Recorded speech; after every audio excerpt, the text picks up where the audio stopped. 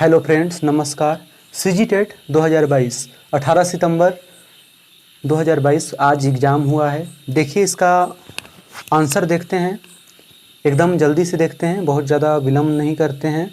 आपको जिसका answer confirm है इस टाइप के क्वेश्चन का आंसर आप लोगों को बताने का प्रयास कर रहा हूँ। देखिए सबसे पहला प्रश्न था, निम्नलिखित वाक्यों में से शुद्ध वाक्य है। तो इसमें से साहित्य और जीवन का अभिन्न संबंध है, क्योंकि श्री कृष्ण के अनेकों नाम है, अनेकों नहीं होता है, अनेक होता है। और गाने का कसरत कैसे करेंगे ये भी गलत है। इस तरह आपकी आयु 40 वर्ष की है, 40 वर्ष है, ये सही होना चाहिए। तो की लगा है, इस हिसाब से लगता है गलत। तो सही आंसर होगा डी। दूसरा है प्रश्न था, प्राथमिक स्तर पर भाषा सीखने में भाषा संबंधी कौन सा संसाधन सर्वाधिक महत्वपूर्ण है? तो बाल साहित्य होगा। उपसर्ग युक्त शब्द है, परिधि होगा। एकदम कन्फर्म ही नहीं है 100%। आंसर लेते समय किसको लेगा वो अलग को भी ले सकता है, लेकिन जो लग रहा है उसको बता रहा हूँ आपको। देखिए 34 नंबर में है, कौन सा प्रश्न कक्षा में बहुभाषिता को परिभाषित करता है? तो माँ को अपनी अपनी भाषा में क्या कहते हैं? ये होगा इसका आंसर। देखिए अगला प्रश्न है 35 नंबर का, ये है इसका सामान्यतः बालक ध्वनि को सुनकर प्रतिक्रिया देना प्रारंभ कर देता है। बी नंबर है 6 से 7 माह में। अगला प्रश्न है, ध्वनियों के मेल से बने सार्थक वर्ण समुदाय को अक्षर कहते हैं। ए सही होगा। 37 नंबर में प्रश्न था, ह्रस्व स्वर कौन है? तो अ होगा, 100% कन्फर्म है इसमें। देखिए अगला क्वेश्चन है, निम्न शब्दों में तत्सम शब्द है। तो वत्स होगा, वत्स होता है खेत, तो हिंदी है। पिता पितरी का तद्भव है, राय भी अलग है, तो वत्स इसका सही जवाब होगा। आइए देखते हैं अगला क्वेश्चन 39 नंबर का। 39 नंबर में जो क्वेश्चन दिया है उसको देखते हैं। चलिए दिया है, निम्नलिखित में से किस वाक्य में सही पदक्रम है? तो लड़का पुस्तक पढ़ता है, पुस्तक लड़का पढ़ता है, ये सब सही नहीं है। अगला है 40 नंबर का, निम्नलिखित वाक्यों में संदेहवाचक वाक्य को पहचानिए। तो देखिए इसमें क्या तुम खा रहे हो, ये भी लगता है सही, और उसने खा लिया होगा ये भी सही लगता है कि उसने खा लिया होगा, ऐसा अनुमान लगा रहे हैं।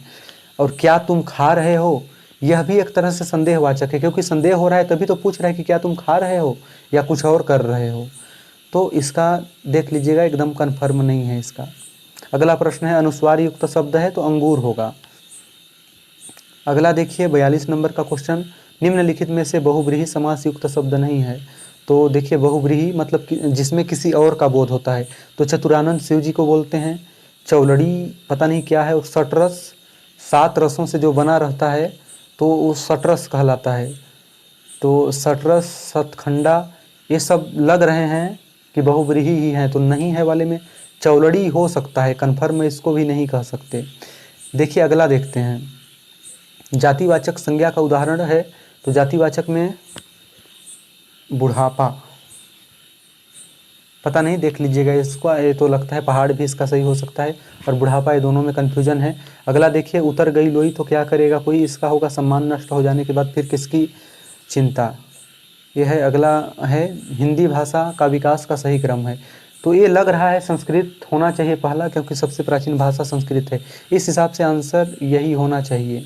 अगला है, निश्चयवाचक सर्वनाम का उदाहरण है। निश्चयवाचक क्या है?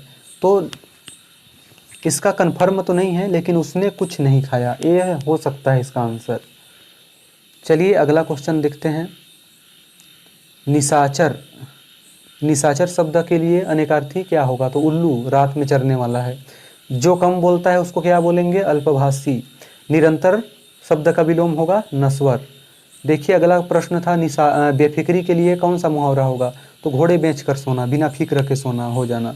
निम्नलिखित में से द्विगु समास नहीं है। पंचवटी 5 वटों का समूह द्विगु है, और त्रिभुवन 3 भवनों का समूह, और चतुर्भुज, देखिए चतुर्भुज बोलते हैं विष्णु जी को, तो किसी और का बोध होता है जिसमें वो तो हो जाता है बहुव्रीहि, इस नाते बहुव्रीहि यही होगा।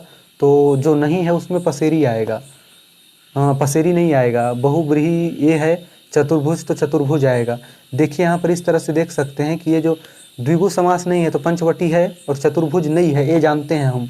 तो चतुर्भुज नहीं है मतलब पसेरी भी द्विगु होगा, और त्रिभुवन भी द्विगु होगा। अगला है 53, किस खेत की मूली? तो ऑप्शन के हिसाब से अधिकारहीन लग रहा है, इसका आंसर होना चाहिए। अगला प्रश्न देखिए 54 नंबर का था, भाषा सीखने का प्रथम चरण है। तो भाषा सीखने के लिए सबसे पहला सुनना है, सुनना। अगला देखिए, हिंदी व्याकरण में कितने प्रकार के लिंग होते हैं? तो लिंग को 2 प्रकार का ही लेता है, स्त्रीलिंग और पुल्लिंग। संस्कृत में स्त्रीलिंग, पुल्लिंग, नपुंसक लिंग 3 प्रकार का ले लेता है। 56 है, कहाँ राजा भोज, कहाँ गंगू तेली। तो इसमें उच्च और साधारण का तुलना करते समय इसका बोलते हैं। अगला है संज्ञा या सर्वनाम के जिस रूप से वाक्य के शब्दों के साथ उनका संबंध सूचित होता है वो कारक कहलाता है। देखिए, भाषा विकास के प्रमुख चरण क्रमशः निम्न हैं। आंगिक, वाचिक, लिखित, यांत्रिक, ये तो समझ ही नहीं आया था। अगला क्वेश्चन देखते हैं। कक्षा पहली में पढ़ने वाली गरिमा अक्सर ड वाले शब्द को गलत तरीके से बोलती है, आप क्या करेंगे? तो डी नंबर है इसका सही जवाब होना चाहिए। स्वयं ड वाले शब्दों को सहज भाव से उसके समक्ष प्रस्तुत कर उसे धैर्यपूर्वक बोलने का अभ्यास कराएंगे। अगला था स्त्री का पर्यायवाची शब्द क्या है? तो वनिता होगा। तो देखिए, इस प्रकार से सभी प्रश्नों का, हिंदी के सभी प्रश्नों का आंसर लगभग एक आध को छोड़कर हुआ है। इस हिसाब से आप अनुमान लगा सकते हैं कि 2-3 क्वेश्चन का आंसर कुछ और हो सकता है, कुछ और ले सकता है, नहीं तो बाकी क्वेश्चन का आंसर वही लेगा।